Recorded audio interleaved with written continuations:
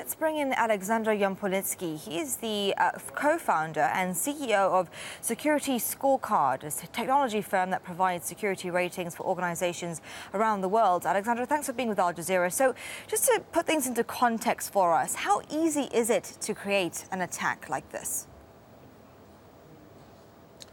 So what happened is a hacker group about a month ago, they released a exploit kit called Equation Group. And what this exploit kit allows you to do is whenever you have a publicly exposed file share drive, the type of a share drive that many companies use to share information internally.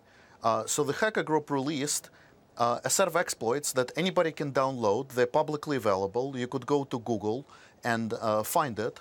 And then if the organization is running old, unpatched version of the Samba software in Microsoft, then anybody can download and launch an attack against that organization and basically demand that organization to provide a ransom in order to get back the files. So I would say that what I would compare, what has happened is a sophisticated hacker group released an exploit that you could compare to missiles, like missiles of destruction, that any teenager could go and launch those missiles at very sophisticated organizations. So those tools all of a sudden fell into the hands of a public, and you don't need to be an expert anymore to be able to launch this type of attack against organizations.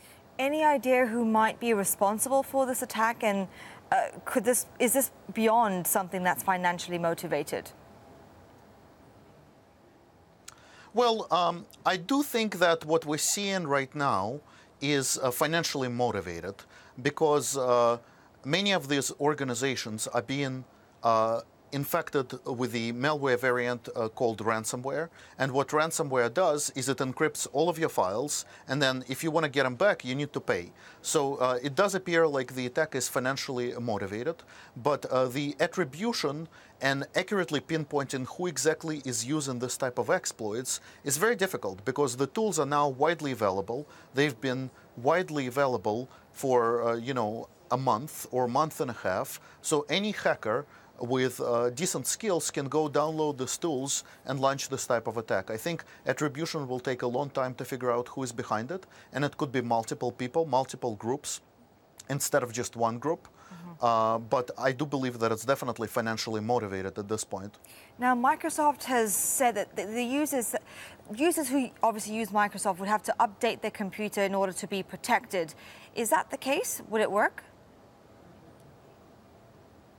That would absolutely work.